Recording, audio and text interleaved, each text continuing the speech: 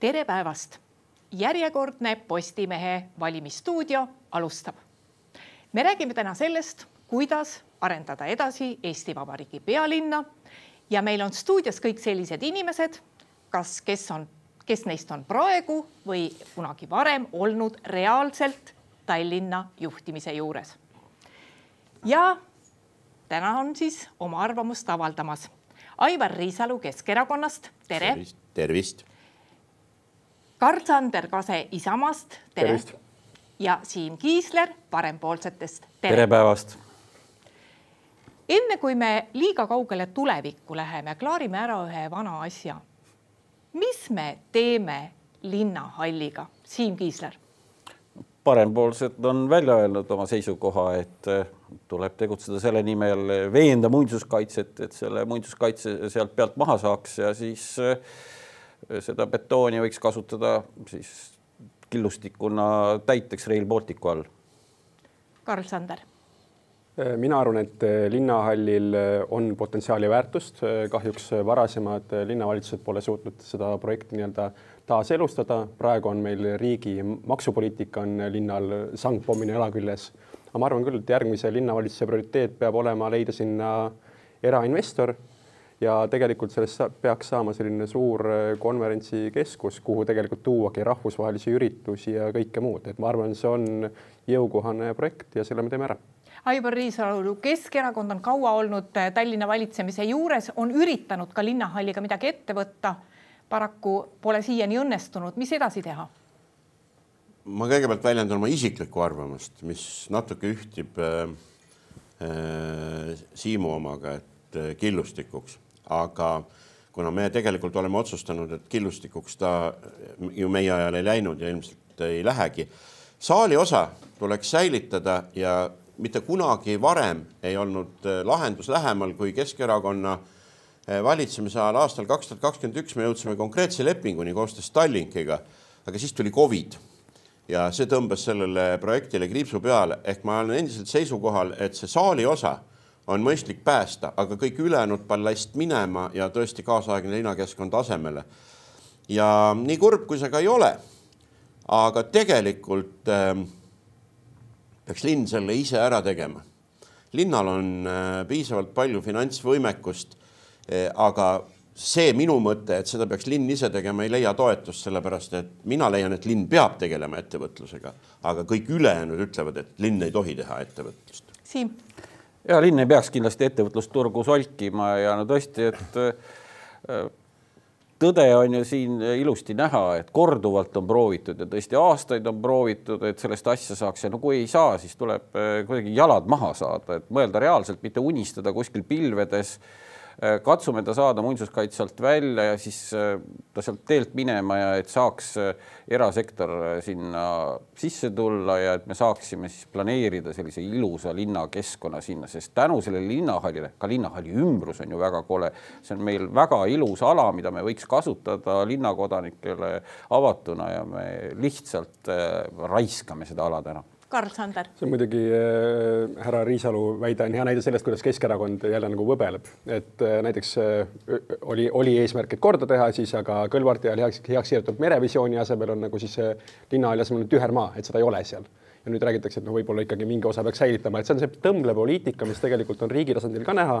Ja kui samal ajal, kui Riiasse ja Vilniusse tegelikult tulevad suuremahulised välisinvesteeringud, tegelikult neid investeeringuid tuuakse juurde, siis Tallinnas paraku me seda ei näe. Et see ei ole ainult linnahalli küsimus, vaid see on linna kui majanduskeskuse tulemus. Pool Eesti rikkusest. See on Tallinna abilinnapea, kes ei tea, et veel pisut enne meie võimult äraliikumist me tutvustasime uut linnahalli versiooni väga ametlikult, väga suurel pressiüritusel.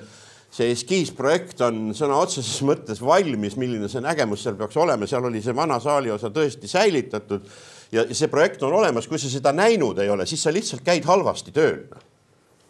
ma ei tea, mitmes projekt see juba on. Ei no vahet ei ole siin mitmes projekt see on, ma tahan sinna välja jõuda, et ega siis, kui te proovite meile täna öelda, et me ei ole seda teemat nagu käsitlenud, siis te eksite väga sügavalt, see on vale, valetada ei tohi. Te olete väga palju seda käsitlenud ja te pole hakkama saanud. Jah, aga teie ka ei saa hakkama, sellepärast tegelikult see maksab väga palju raha.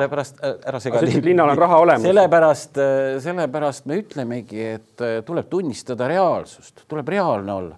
Ja sellepärast ongi kõige mõistlikum, saame ta sealt eest ära, teeme selle kandi ilusaks, see on väga ilus merele avatud piirkond võiks olla, kui me saame selle, ma ei saa aru sellest nostalgiast, eriti noortel inimestel, mis nostalgiat teil on selle linnahalli suhtes, et selline suhteliselt mõttetu nõukogude aegne monstrum, ka arhitekt ise on öelnud, et selle võiks sealt ära viia. Ma lihtsalt ütlen, et see ei ole nostalgia küsimus selles, et tal on teatav väärtus on ju, ja kui ka rääkida siis arhitektidega, kes näevad just nimelt seda katusala seal väärtusena, mida tasub hoida. See on emotsionaalne hinnang. Küsimus on see, et kas Tallinn vajab nagu sellist suurt rahvusvahelist konverentsikeskust, mina väidan, et vajab. See on üks asukoht, kus seda on arutatud, on proovitud, korduvalt on ebaõnnestutud ja see ei ole küsimus linnahallis, kui seda keskust on vaja ja see keskus peaks olema linna südames. Aga odavam on teda teha ju nullist, eks ole. Mul on uudis muuseas saatekaaslastele, et ettevõtjad muuseas ma võin teile öelda, et oskavad 10 piiresilma vigadeta arvutada ja kui nad võtavad sinna ükskõik millise projekti, seal on kõrgustega suhteliselt nagu kehva seis, siin on väga kõrgeks, seda ehitada ei saa, et ta meie kilokarpi häirema ei hakka. Ja kui ettevõtja oskab 10 piires ilma vigadeta arvutada, siis ta saab aru, et see, mida teie seal räägite konverentsist ja millest iganes, see tegelikult selle investeeringu mõttes tasuvusaja teeb ikka aastakümnete, kui mitte öelda aastasadade pikkuseks. Ehk see on ka üks põhjus, miks sinna tegelikult seal on ju reaalselt vaat. Ma olen isiklikult käinud seal muuseas ühe väga suure delegatsiooniga, käisime risti põiki läbi, aga miskipärast investorid, kui nad hakkavad 10 piires arvutama ja saavad aru, et mida linn siia või üldse nagu arhitektuur siia võimaldab, siis nad saavad aru, et ega siin väga palju nagu raha ei tule tulevikus. See konverentsikeskus ei ole väga ägeda tootlusega. Kõik tahaks sinna korrusmaju tõmmata ja siis oleks küll mõistlik, aga meie ju seda ei taha. Ma saan aru, et kui te kolmekesi peaksite koalitsiooni tegema, siis selles linnahalli küsimuses tuleb veel palju vaielda. Ehk siis annan teile vaidlemiseks järgmise teema. Mis me teeme edasi Tallinna haigla projektiga? Karl Sander. Olen seda varem öelnud, me oleme palunud linna haiglatel ja ka ministeeriumil oleme esitanud arvutused, et uue haigla ehitamine maksab suurusjärk 1 miljard. Olemasolevate haiglate korda tegemine suurusjärk 700 miljonit eurot. Ruumi kvaliteedi vahe jääb väga suureks. Probleem on selles, et tegelikult varasemate aastate tegemata jätmised, need samad projekteerimiste nurjumised, kõik muu lõputud edaslükkamised tegelikult on tekitatud Tallinna ja Eesti maksumaksjatele 500 miljoni euro suurune kahju. Et see, et varem pole suudetud teha. Nüüd me oleme välja kulutanud projekteerimishanke, leping on ka sõlmitud, on poolakate eestlaste konsortsium on tulnud kokku, hetkel seda projekteerib. Ja mina oleks küll väidan, et Tallinnas on vaja meditsiini investeerida, selleks, et oleks patsientidel ja arstidel hea töökeskkond ja seda haiglat on vaja. Aga kui riik appi ei tule, siis tuleb hakata olemasolevaid hooneid korda tegema ja ka see tuleb väga-väga kallis projekt. Siim Kiisler. Jälle selline näide, kuidas poliitikud eriti enne valimisi hakkavad siis selliseid õhulosse joonistama ja endale monumente püstitama ja miskipärast Eestis alati siis mõtted lähevad poliitikutel betooni peale, et saaks mingi suure maja kuhugi püsti panna. Ja Tallinnas muidugi alati eelistatud paneks selle maja püsti Lasnamäele kõik viimased aastad. Kõik suured majad peavad midagi Lasnamäele, küll me siis oleme tublid olnud ja saame sellest rääkida, et väga lihtne, raha ju ei ole. Raha ju ei ole. Et jällegi see jutt, et me siin projekteerime ja teeme ja riik ei andnud ju teile raha ju. Et millest te siis nagu räägite, et sa ju lihtsalt praegu raiskad raha, millest peaks pihta hakkama? Pihta peaks hakkama sellest, et tänased mitu haigla aktsiaseltsi võiks ühise juhtimise alla viia, kokku panna, vaadata läbi, kuidas seda ratsionaalselt üldse, mida üldse, see paistab alles siis välja, kui need eri asutused, äriühingud, mis teil praegusel on, kokku panna ja siis alles hakkab see välja paistma, mis on üldse ratsionaalne teha. Enne seda ei ole mõtet ka hakata neid unistada mingitest majadest, mille jaoks teil niikuinii raha ei ole. Ma ütlen ise siin Karl Sander vahele selle, et tõesti seda protsessi Tallinnas on juba alustatud, et need erinevad Tallinna aktsiaseltsid ja ka sihtasutus, mis on lastehaigla, ma saan aru, et selle protsessiga praegu ollakse... Kõik Tallinna tervishoiuasutused alustati liitmist, luuakse üks konsortsium ühtse juhtimisega, kahju, et ei ole seda jälginud seda infot. Ma räägin, aga tehke see ära. Ja see on paralleelne protsess. Ei, see ei ole valmis. Järgmised paar aastat tegelikult vaadatakse üle kõik dubleerivad süsteemid, tekib päris kokkuhoid, aga see, ma ei tea, olete mõnes Tallinna haigas käinud. See, et COVID ajal, Aivar Riisalu mainis, 4 inimest palatis suure pandeemia ajal, koridori lõpus 1 WC, et see ei ole pelgalt, tundub nagu mugavusküsimus, aga tegelikult see on ka julgeoleku ja erinevate tervisekahjude ennetamise küsimus. Küsimus on selles, et te pole veel kokku pannud, eks ole, aga sa juba lased projekteerida seda uut. Kõigepealt selgitage välja, milline oleks üldse see ratsionaalne koosseis. Ega asju ehitate 1 aastaga, et see isegi tänase ajaraam järgi valmib see uus haigla 10 aasta pärast, mis tähendab, et siis me ei ole niimoodi, et me lükkame selle palli veel 4-5 aastat edasi, kuni see liitmine on teinud. Aga põhiprobleem on ikkagi selles, et see on nagu valijatele sellise õhulossi müümine, sest tegelikult teil ei ole raha. Ei ole raha ja kui ka parempoolsed tulevad Tallinnas võimule, ka meil ei ole seda raha lihtsalt ei ole. Ja valitsus andis teile selge sõnumi, raha ei ole. Ja millest me räägime? Aga selge kuritegu on see, et sõlmida 27 miljonile projekteerimisleping enne, kui ei ole selge, mismoodi seda maja ehitama hakatakse. Me ostame 27 miljoni eest ühe paki dokumente, mida mitte kunagi ei realiseerita. Seda ei oleks tohtinud teha. Aga ma tahan sinna välja jõuda, et probleem on tegelikult oluliselt sügavam, kui siin see käib üle meie peade. Ehk mulle tundub täna vägisi, et tegelikult riigi juhtimise juures laiemalt on suhteliselt noored inimesed, kellel on ainult poliitilised ambitsioonid, ehk mitte mingisugust talupojamõistust enam pole. Mul oli siin mõned päevad tagasi paar päeva võimalus lebada Perhis ja vaadata aknast välja loodusesse. Ja tegelikult siis minu hakkas kangastuma, nagu seal on tühermaa sisuliselt selle vahipataljoni poolne ala. Et tegelikult see, et me nagu räägime Tallinna haiglatest ja siis Põhja-Eesti regionaalhaiglast eraldi, on juba piinlik ja tegelikult ka seal oleks ruumi seda arendada. Aga mina sõjaväelasena ütlen, et tegelikult üks haigla on tõesti muuseas strateegiline risk, üks rakett ja ongi lõuna. Täna on meil väga palju maju üle Tallinna ja neid korraga puruks lasta ei ole väga lihtne, aga see ei ole teema, seda keegi kuulata ei taha, aga lasta olla seal, kus ta on. Sügav mõte on see, et liiga palju oleme me betooni usku ja meid on 1,3 miljonit. Ma ei ütle, et see on vale asi.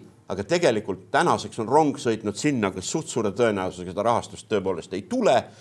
Ja nii lihtne see ongi, aga seda enam ei ole mõistlik 27 miljonist projekteerida. Ma hästi korraks ütlen, sest see on kurb, kui vähe informeeritud lugupeetud volikogu liige on, et ega see, et tekib Tallinna haigla ja seda, et PERH, Põhja-Eesti regionaalhaigla lakkab eksisteerimist. Sa isegi ei suuda kuulata, mida ma räägin. Tallinnasse jääb 2 meditsiini linnak. Kuulab siia ja saab aru. Ma ei öelnud, ma ütlesin, et need oleks tulnud ühendada, see oleks olnud loogiline. See on suur viga. Ära lõpeta ära, see jutt on olnud väga palju laua peal. Ma ei taha siin eetris minna nii emotsionaalseks, aga kui sa nagu päris hakkad nagu pehmelt öeldes ei saa aru, mida teine räägib, siis käi koolis. PERHi ja Tallinna haiglate kokkupanek oleks viga, ma väidan meditsiinimaastiku kontekstis. Alustame Tallinna enda haiglatest, ühtne juhtimine, nagu kolleeg viitas, mis juba käib. Nüüd on meditsiini ekspert. Aga on vaja ka uut linnakut. Nii, lõpetasime väga emotsionaalse haigla teema. Kõigil oli võimalik jääda oma seisukoha juurde ja ma siis küsin võib-olla natuke üldisemalt. Et millises suunas me seda Eesti Vabariigi pealinna peaksime edasi arendama nii, et ta sobiks elamiseks meile endile, aga samas, et ta oleks atraktiivne ka näiteks siis, kui siin piirkonnas tegutsevad välisettevõtted, mõtlevad, kuhu panna oma peakorter, kas Riiga või Tallinnasse, et see kindlasti tuleks Tallinnasse. Kas Tallinn juba liigub tegelikult õiges suunas või me peaksime tegema midagi teisiti? Siim? Võib-olla väiksed sammud on astutud, et ma tunnistan selle viimase koalitsiooni ajal, et asja ajamine on natuke kiiremaks läinud ja seda siiski tunnistatakse, et eelmise võimuliidu ajal asjad päris seisid.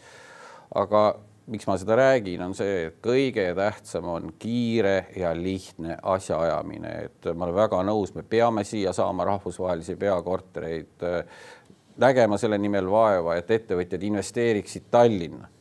nad isegi ei taha enam tööstusalasid väga siia, tööstusobjekte, ütleme siis niimoodi enam siia Tallinnasse teha, tahavad viia selle Tallinna piiri taha, eks ole, kuhugi ringtee äärde, et kui me tahame, et Tallinnas oleks töökohti, tuleks hästi tasustatud töökohti juurde, peab olema asjaajamine lihtne ja ei tohi solkida ka turgu igasuguste avaliku sektori äriühingute ja nende algatustega, et anname erasektorile võimaluse ja siis ta arenebki nagu kõige paremasse suunda, et ma siin kohe mainin ära, et üks valdkond, mis on täiesti juba käest ära läinud, on need munitsipaalelamud, et miks Tallinna linnavõim solgib erasektori, eraturgu nende munitsipaalkorteritega, et ma arvan, et enamus inimesi ei tea, et juba üle 3600, no Karl-Sander oskab neid numbreid kindlasti täpsemini öelda kui mina, ligi 3700 linnale kuuluvad korterit juba praegu, mida jagatakse, see on täielik nagu sotsialismi ehitamine käib jälle, mingid korterikomisjonid jagavad kellelegi.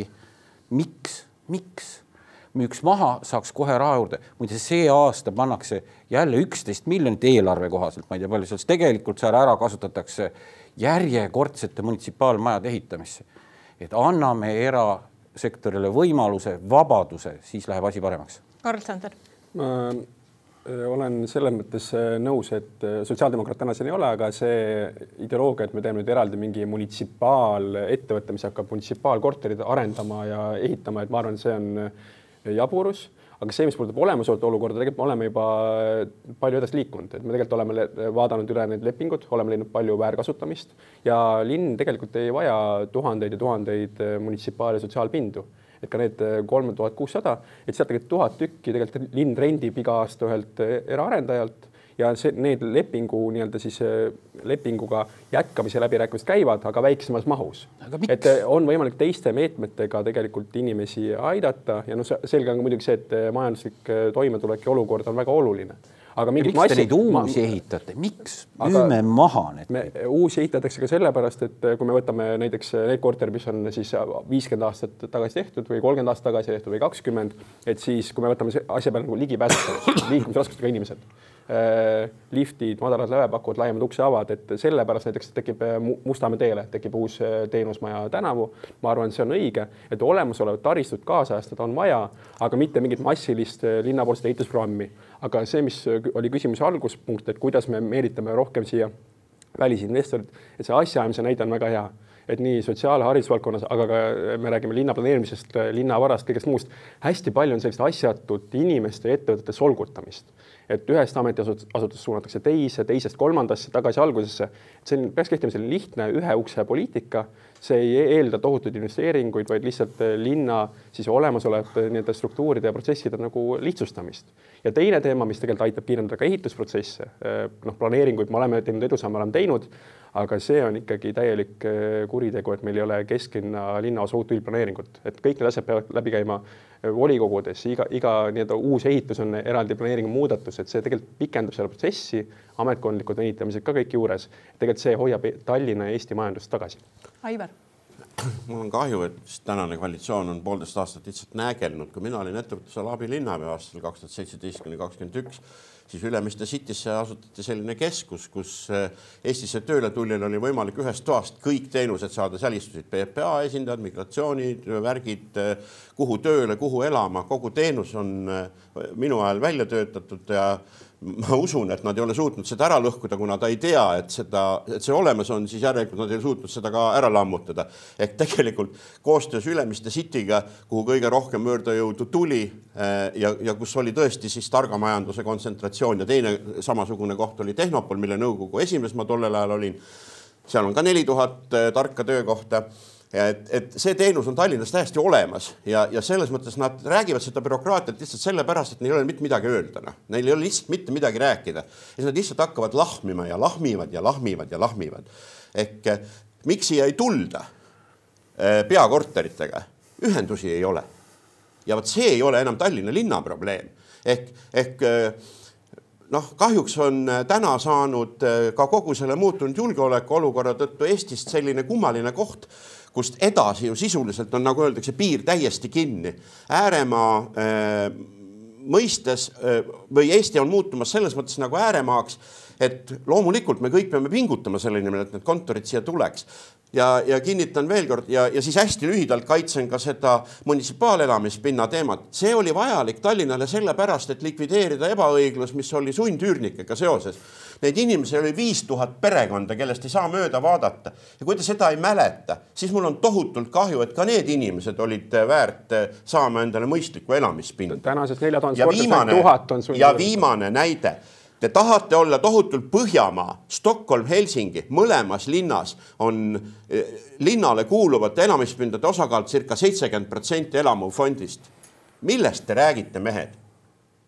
Ma ütleks, et Tallinna peal on Põhjamaa, Tallinna Eesti pealinn. Ma oleks selle üle peaks uhkemad olema. Et meil on väga turvaline keskkond, tegelikult meil on mida müüa väärtustada. Mina kohtusin rootslastega, kohtasin australastega ja õhtul oli ka debatt, oli Skandinaavia kaubanduskoja liikmetega ja tegelikult, mis on see Austria näide, on ju, kus enam kui pool kinnisvarast ei kuulu erakätesse, on ju. See on katastroof, et sellist mudelit Tallinnasse me ei peaks siiks seadma.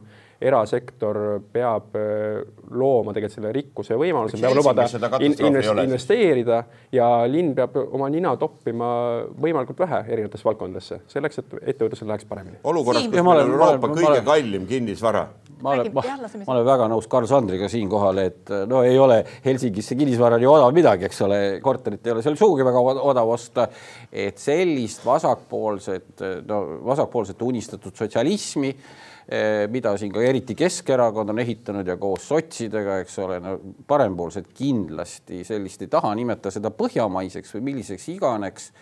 Tõnu Toompark kinnisvaraeksperdina on sellest väga hästi kirjutanud, et Eestis Tallinnas ei ole praegu elukondliku kinnisvaraturul ei ole mingit turutõrget, et pakkumine on suurem kui nõudlus, kõik võimalused on olemas, aga väga hästi, Karl Sander tõi selle väga hästi välja, eks ole, et ainult 1000 korterid on nii-öelda see vana savisaarlik sundüürnike projekt.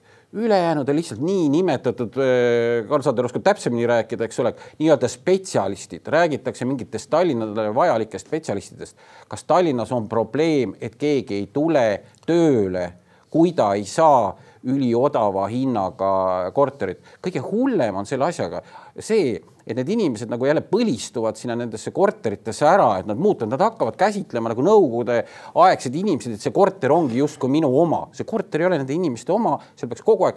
Mina olen nõus, kui inimesel, meil peab olema sotsiaalsed avariipinnad. Näiteks perel juhtub selline õnnetus, et eluase põleb ära, lihtsalt inimesel ei ole kuhugi minna. Aga selleks ei ole vaja 1000 korterit, selleks on vaja 10 korterit, et päästa hädasolijaid, nad saavad seal aasta elada, võib-olla 1,5 ja siis vabastavad selle järgmisele. Aga praegu põlistakse ära, tekitakse jälle. Ja miks seda tehtud on, eks ole? Selleks, et Keskerakond on ostnud sellega aastaid endale valijaid nende korterite jagamiseks. See on ju tõde. Aivar. Kahjuks see ei ole tõde. Ma toon ühe näite, need noored mehed, seda, kuigi Siim ei ole nii väga noor.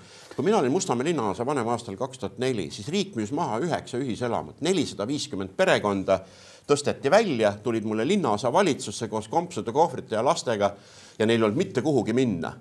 Kohaliku omavalitsuse roll on olla sellisteks kriisideks valmis. Ja mis seal salata, elamispind on põhiõigus. Ja vaat seda põhiõigust täna kätte saada on üsna keeruline. Teie poolt mainitud härra Toompark ütlebki selgelt, et pakkumine on suurem kui nõudlus. Aga miks on pakkumine suurem? Sest sellise ruutmeetri hinnaga enam väga paljud inimesed endale elamispinda muretseda ei suuda. Ja liigutakse Tallinnast välja. Ehk täna on korterite hinnad Tallinna lähivaldades poole odavamad, mis tähendab seda, et Tallinna hakkab kaotama elanikke, hakkab kaotama maksubaasi ja meil peab olema tasakaalustav mehhanism. Ma isegi nii väga ei ütle, et ma olen nagu pigem sellel meelel, et see, millest teie räägite, on pigem sotsiaalse taustaga elamispinnad, need korterid, mis linnal järel on, sest tegelikult need sundüürnike korterid müüdi juba ammu ühele fondile maha. Aga ma tahan sinna välja jõuda, et üürimajade ja üürituru situatsioonis siis tuleks erasektorile. Muuseas ka Mustamäel esimene erasektori üürimaja sai valmis paar aastat tagasi. Ehk tegelikult inimesed täna enam meie hindade juures osta ei suuda, aga et me tahaksime oma tulubaasi säilitada, me peame mõtlema ikka, kuidas meie linna tulevad inimesed juurde, mitte ei liigu siit lähivaldadesse. Nii, ja me teeme ühe kommentaariringi veel. Kaks asja, mis ajab seda korteri hinda üles, eks ole. Üks on see tohutu bürokraatia. Andero Laur, Liven kinnisvara juht, on teinud, kes väga palju arendavad siin just eluasemeid Tallinnas, on teinud arvutuse, et iga venitatud kuu, sa ütled, et ei ole bürokraatiat, vaadake need planeeringute menetlemise tähtaegu, see on ju kohutav. Iga venitatud kuu tõstab selle eluaseme hinda 1% võrra. Raha on all kinni, arendajatel kõik see. Ja teine asi, mis tõstab hinda, on see, et kui te solgite turgu nende linnakorteritega, siis see tekitab ebakindlust eraarendajas. Tal ei olegi, kui talle kõrval ehitatakse maja, kus pakutakse odavalt kortereid, ta peab ju turukonkurentsis ellu jääma, tema peab turuhinda küsima. See võtab huvi, see võtab ära huvi. Esiteks see bürokraatia, teiseks see turu solkimine võtavad ära huvi Tallinnas investeerida. Ma, Karl Sander, annan sulle kohe sõna, ma lihtsalt küsiks ühe asja siia juurde, kuna Siim tõi välja selle planeeringute pikkuse.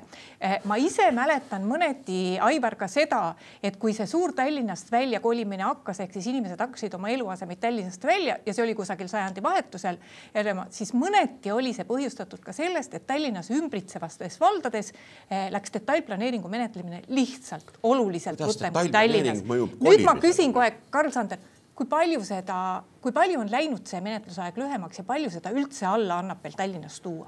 Hiljuti Linnaplaneerimisamet tõi näite, et me oleme see aasta kiitnud heaks rohkem detailplaneeringuid kui viimase 3 aasta jooksul, sama perioodi jooksul kokku, et saab palju kiiremaks. Ja ma olen Siimuga täiesti nõus, et seda hinda kergitabki see lõput ootamine. Kui sul mingi arendus või projekti saab 10 aastat riiulis, ka linnaametite seisukohad muutuvad ja kõike muud ja see venitab, siis see hind lähebki üles, sest seal on töötunnid, seal on jälle, keegi peab andnud enda kooskõlasse. Ma arvan, on realistlik jõuda sellise 3-4 aasta akna juurde ja mitte anda seda tühja lootust ega solguta inimesi. Küll aga ma arvan, et see efektiivsus ei ole empaatia vaenlane, vaid liitlane. Vastupidi, et mida paremini asju teeb, rohkem inimesi me aitame. Siim räägib nende samadest korteritest, et need inimesed, kes vajavad ka abi, et me näeme, mina olen enda valdkonnas, et nende inimeste hulk, kes saavad pikaajaliselt saavad toimetulekutoetust, on kasvanud. See elevanttoas on valitsuse maksupoliitika, mis on inimesed sinna viinud ja neid inimesi linn peab olema suuteline aitama. Aga teatud tingimustel, et abivajajaid, mitte lihtsalt arendama kinnisvara selleks, et võib-olla keegi äkki kunagi saab seal elada. See ei ole mõistlik. Aivar, sa oled eelkõige ettevõtja ja siis poliitik. Kui sa ettevõtjana praegu pead Tallinnas kas arendama mingisugust oma ärikinnisvara või võib-olla tõesti ehitama neid kortereid, kui palju sul detailplaneeringuga aega läheks ja on see normaalne? No see sõltub sellest, mida ma selle detailplaneeringuga küsima lähen. Kõige vastikum näide on see Pirita näituseväljakute detailplaneering, kus tahetakse ehitada lauluväljaku kõrvale maksimummahus 100 ruutmeetriseid lukskortereid ja sellega kustutatakse ära lauluväljaku põhiolemus. Et kui sellist planeeringut tullakse küsima, siis ei olegi mõtet imestada, et see kestab väga kaua. Ja seda on nüüd ka volikogust 3 korda tagasi põrutatud, sest lauluväljak on meie nagu püha asi. Aga kui keegi tahaks ehitada, ma ei tea, sinna Mustamäe serva või näiteks ma ei tea, kuhugi Pöörisesse või Astangule, mina ei tea, mina suudaks selle planeeringu, ma arvan, 2 aastaga ära teha. Kui sa ei lähe küsima lollusi, siis su planeering tegelikult tehakse valmis kiiresti. Planeeringute pikaajalisus on eelkõige seotud sensitiivsete piirkondadega, Tallinna kesklinnaga ja mingite selliste kohtadega, kus mingid muud asjaolud seda kõike piiravad. Ja kusjuures kõige suurem probleem ei ole mitte ametnikud, vaid kõige suurem probleem on teeme küll, aga mitte minu juurde. Ma täna hommikul nägin ühte väga head näidet. Mul sõber ostis entusiasmiga sellesse Andres Kogeri arendusse sinna klaaskarpi siia teie maja kõrvale, kunagi korteri. Tal oli tohutult ilus vaade seal Ülemiste järvele, mille iganes. Mis täna toimub? Täna kerkib sinna vastu müür. 20 meetrit sellest klaaskuplist tekib uus kõrghoone. Ehk nende inimeste vaade kaob ei kuhugi.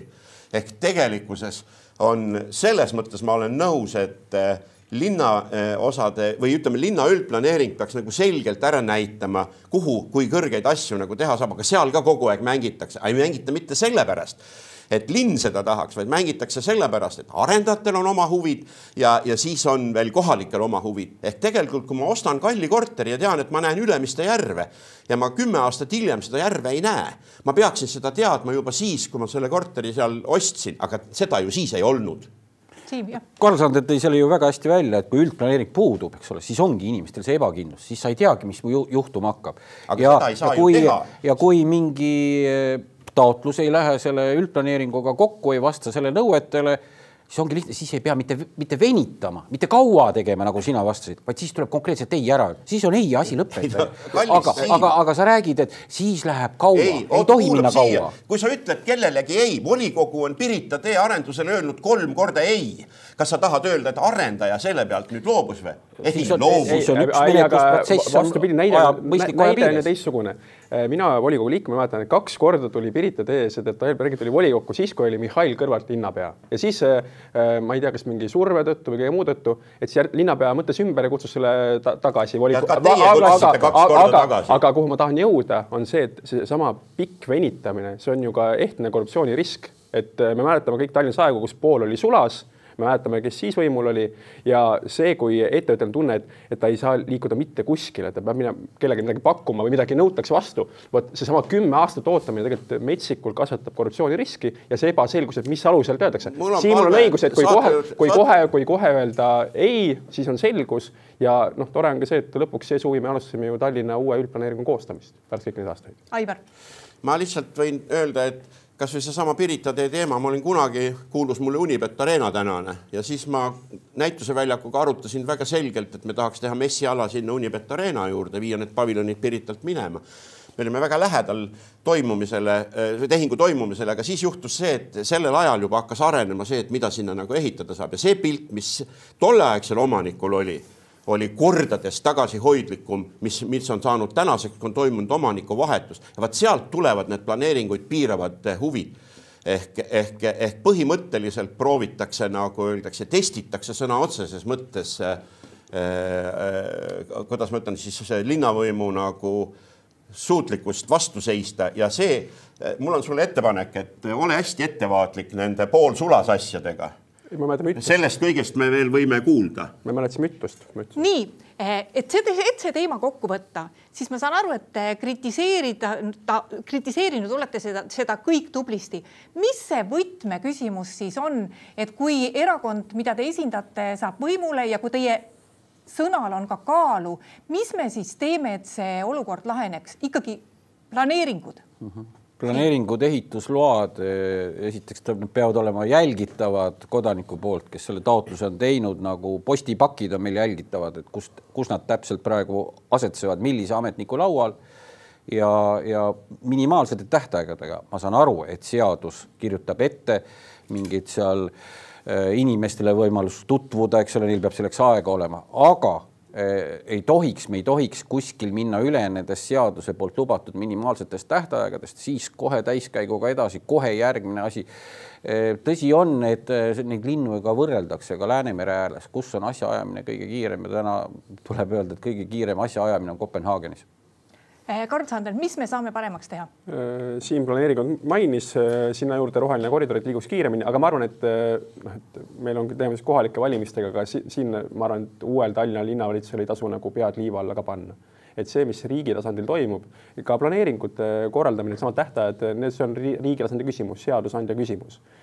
See maksukeskkond, mis on tekitatud, et Tallinn peab tegelikult seda konflikti ei tohi karta. Me peame välja ütlema, et mõned asjad, mis toimuvad riigis, on täiesti jaburad, need kõrged maksud tuleb tagasi pöörata ja tegelikult see on ju see viis, kuidas me sangpommist Tallinna jala ümber lahti saame. Et teeme enda asjad ära, aga riik peab tegema ka palju rohkem. Aivar, mis me teeme paremini?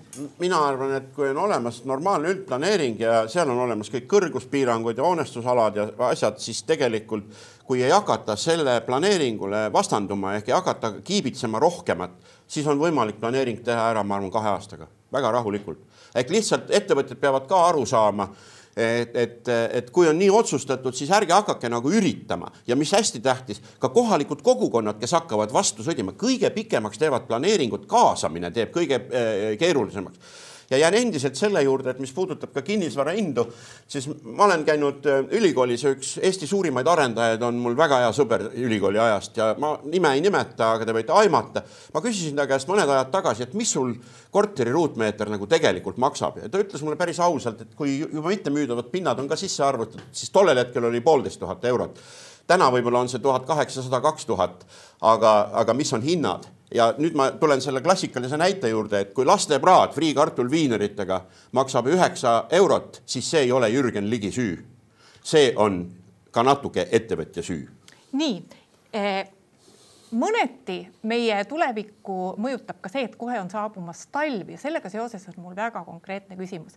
Isamaa on rõõmus, et nad said oma suure valimislubaduse, et kõnniteid Tallinna inimesed enam koristama ei pea tehtud. See tegelikult on suhteliselt tore inimestele, kellel on oma maja ja nad ei pea seal luuaga hommikul ja õhtul vehkima. Karl Sander, kas teil on kõik tehtud selleks, et see eeloleval talvel ka toimiks? Ükskõik, kes võimule saab sellega hakkama? Jah, tõsi on see, et Isamaa lubadusi täidab, seda me lubasime, seda me teeme ja et inimesed õigesti aru saaks, on ju. Et ma arvan, see on lihtne loogiline põhimõte, et kui tegemist on linnale kuuluva teie tänavaga, siis linn hoolitseb selle eest ise, et seda ei pea tegema 80-aastane proua Maali kuskilt, olgu ta eramaja omanik või mitte.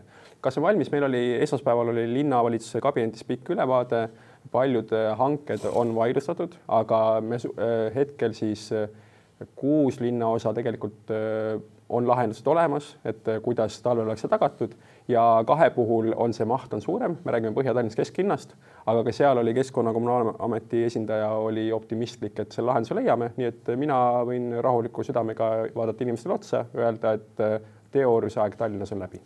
Siim, kas me saame sellega hakkama? Kohe anna Aivar sõna. Ja koduomanikuna olen ma lapsest saati seda lund visanud ja tegelikult on küsimus selles, et kui mina isiklikult viskan oma lume oma kõnniteelt oma aeda, siis kindlasti kellelgi võõral inimesel ma seda teha ei lubaks.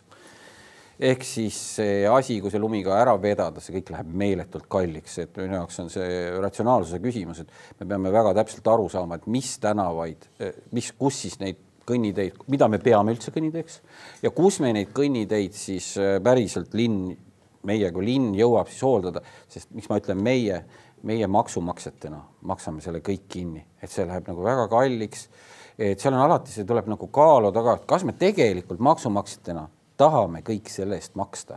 Mulle võib-olla meeldib natuke seda lund ise kühveldada selle asemel, et jälle lihtsalt see raha läheb sinna kulub lihtsalt ära sellise toreda valimislubaduse tõttu. Aivar. No, ma ei oska muud mitte midagi öelda, aga meil on linn täna täiesti räpane ilma prügikastideta, kommunaalteenused ei toimi. Et mismoodi nad seda talvel teeksid, kui nad veel võimul oleks, seda ma päris hästi ei usu. Aga põhimõtteliselt meie oleme alati olnud näoga inimeste poole ja ma arvan, et Tallinn on ka piisavalt palju neid kõnniteid puhastanud. Näiteks ma võin öelda Mustamäel on kõik kõnniteed linna poolt puhastatud olnud, sest ma detailides muude linnaosade kohta ei saa öelda. Karl Sander Kase, ma juhin tähelepanu, on sotsiaalvaldkonna abilinnapea, jube hästi kursis kommunaaliga, aga sotsiaalvaldkonnas on kõik väga untsus. No sa tead hästi, et kui abilinnapead istuvad seal ümber laua, siis nad on ikka kõigi teemad. Jaa, aga neil seda kommunaali, ma ei tea, kelle käes see täna on. Linnapea käes, ma võin öelda.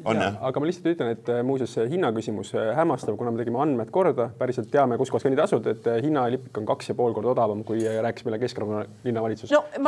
Hanke pakkumised olid odavamad, kui me tegelikult ootasime. Aga ma võin teile öelda, et teie hankepartner on täna omaniku vahetanud ja te isegi ei tea, mis hind sealt teil tuleb. Kui Vladimir Svet oli vastavale abilinnapea, siis ta on siin saates mulle välja käinud summa 37 miljonit. Ma ei tea, mis summa praegu on. Hetkel me räägime suurusjärgus 13. Et see on hämmas ja lihtsalt igaks juhuks mainin, see on ka sotsiaalküsimus. Me tegelikult näeme iga talv, kuidas kehva hoolduskvaliteedi tõttu inimesed murravad jalaluid, puusaluid lõpetavad emodes. Et see, et meil on kvaliteetselt puhastatud linnaruum, ma arvan, et see on sellest ainult linnaelanikele võita ja maksumaksja raha läbi igasse kohta. Ma kardan küll, et mina Nõmme väikese tänava elanikuna leian ennast ikka endiselt olukorras, kus linna puhastusmasin lükkab kõik selle laga minu väravatte ja ma ei näe kuskilt seda linna, mis ma siis jään ootama.